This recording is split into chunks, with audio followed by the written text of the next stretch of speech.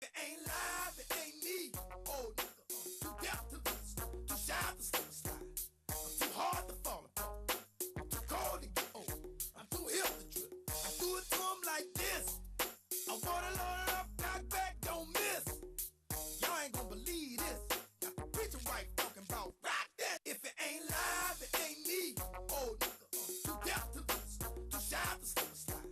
I'm too hard to fall apart. I'm too cold to get old. I'm too hip to trip. I do it to 'em like this. I wanna load it up, knock back, don't miss. Y'all ain't gonna believe this.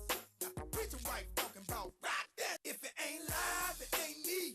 Oh, nigga, too deaf to lose, too shy to slip and slide. I'm too hard to fall apart. I'm too cold to get old. I'm too hip to trip. I do it to 'em like this. I wanna load it up, knock back, don't miss. Y'all ain't gonna believe this. Got the preacher wife talking about rock that. If it ain't live, it ain't me. Oh, nigga, too deaf to lose, too shy to slip and slide. I'm too hard to fall apart. I'm too cold to get old. I'm too hip to trip. I do it to 'em like this. I wanna load it up, knock back, don't miss. Y'all ain't gonna believe this. Got the preacher wife talking about rock that. If it ain't live, it ain't me. Oh, nigga, too deaf to lose, too shy to slip and slide. I'm too hard to fall apart. I'm too cold to get old.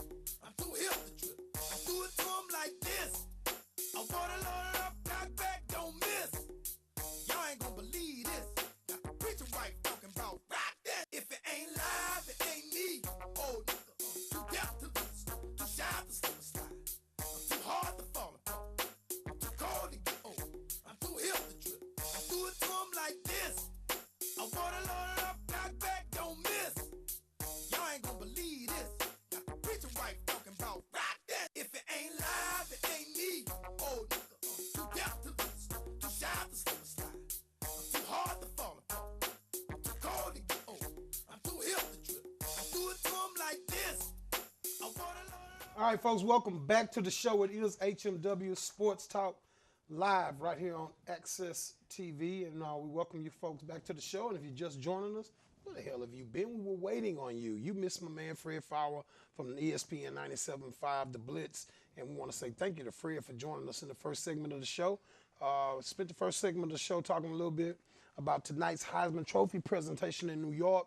Jameis Winston, the freshman quarterback, the embattled, let's just say it, freshman quarterback from Florida State, expected to walk away with the Heisman Trophy tonight. And the remaining five guys left to just have a real nice time in New York, eat good, party a little bit, and be a part of a great experience. The only thing that could overshadow two freshman quarterbacks in back-to-back years winning a Heisman Trophy is the fact that the guy expected to win it was facing some pretty tough legal allegations that it looks like are behind him at this point, even though it's not completely dead yet as far as a conversation piece in the media with some comments and allegations being geared at how the case was investigated. So we'll be keeping our eyes on that here at HMW Sports Talk Live. But now the creeps are in the building. Angelo Lawford from HMW, Big Richard Walker, all 195 pounds of it, is in the studio. 5'7", 195-pound Richard Walker joins us on the set tonight, man. What's going on, Nice, fellas? nice to meet you, Mr. McNair, because you're probably the only other person that's that damn far out of touch with reality. I was back there dying. You said 200. I was like 200 I times said what? 200 and something. 200. We from the South. I Whenever kicked you 200 throw in the ass a long time ago, in high man. school, probably in Yeah. preschool. Yeah. But we in the South. I said in something. Okay. In something. You can just. You should throw an exponent. You should have said 200 squared or something like that, man. Angelo Lawford, before we get going, I want to talk a little bit about some of the goings on at the baseball winter meetings. But I want to give you an opportunity to tell us what the hell went on last night. I got up this morning, logged on to ESPN, and I saw 6 soccer goals scored in a match. Yeah. Arsenal Tell me about that, man. and Manchester City played, and my gosh, they played Arsenal is the first place team in the Premier League right now, and that was a pretty big game because I think at the time Manchester City was 3rd or 4th, and Manchester City they played in Manchester at the Etihad Stadium, which is they have a devastating home field advantage there, and they mollywopped Arsenal this morning. 6-3. It was a good game though. It was fun to watch. As an Arsenal fan, which I am, it was a pleasure to watch the soccer that was played in Not, that game. we don't get a lot of soccer matches where you see 6 goals. They're not as uncommon as you think. It's just the way that the media projects certain scores. Yeah, you have some high-scoring, high-profile games that occur. Typically, the average soccer match, you probably get what combined score goals on a game? 3. I think a good number is 2 per side. So four? you have about 4 goals a match, 3 and some change average. So if you guys would just give 7 points a goal, those scores. Yeah, would it'd be sound a lot football. more It'd be football. dramatic. Right. You know, Right. Arsenal last night, They won 28 to 42 to 14. 14. Now, all of a Right. sudden- now you're talking in language that we can understand. Right. We'll start with Richard on this one. I don't know. When I heard this week, it kind of just stayed with me. Haven't been digging a lot in on the baseball winter meetings. Not a lot going on with Houston. We'll probably talk a little bit more about that next week in regard to what the Astros. I won't say what the Astros did at the winter meetings. It'll be the lack of activity and the spin that the Astros are putting on that lack of activity at the baseball winter meetings. Also, next week, folks, on the show, you can expect us to go really, really heavy in on the NFL playoff picture. That will be much more well-defined by next weekend, and we'll spend, if not the entire show on it, definitely it'll be dominating what we talk about next week. But this story caught my eyes because it's, in my view, it's all about head injuries. Mm-hmm. And it's not, for me, it's bigger than Major League Baseball, because I think this is something, and I talked a little bit with Fred a little bit about it off camera before we fired off the show. I think it's something that we may see start to matriculate in other sports, because whereas the NFL is the type of monster that has the type of cash flow behind it and just that machine that is the NFL to deal with potentially what they were facing and still are dealing with, but they seem to figure it out. People have been getting checks for over a year now with the NFL, former players. I know some real old guys that played ball back in the 70s. Guys I did a little radio with over at KCOH and stuff. Trust me, folks have been getting checks for a while from the NFL, okay? Folks, this is about head injuries. And I'll tell you what there's a new rules proposal that was introduced at the baseball winter meetings, and let me go through the bullet notes on that with you. Catchers are not to be allowed to block home plate. Runners not allowed to target catchers. Question on targeting, reviewable. In other words, if a player is called for targeting a catcher when he's rounding third base, coming in the home, that play could be reviewable under this recommendation, and violations will be subject to discipline. Wow. Some of the most. If I had to think about baseball and images that are ingrained in my memory, benchmarked in my mind, it probably would go to maybe Pete Rose Right. and some collisions at the plate. Collisions at the plate in baseball are just all what they are. They're a huge part of. I mean, if you see any Major League Baseball ad that's going to jump off the new season or something like that, that's going to be a collision at the plate. Yep. Just like the NFL always show big hits. Yep. Your thoughts, Richard? First and foremost, Major League Baseball. I don't know what you guys put in your coffee, what you don't put in your coffee. You guys are crazy as hell. I'm just gonna say it just like that.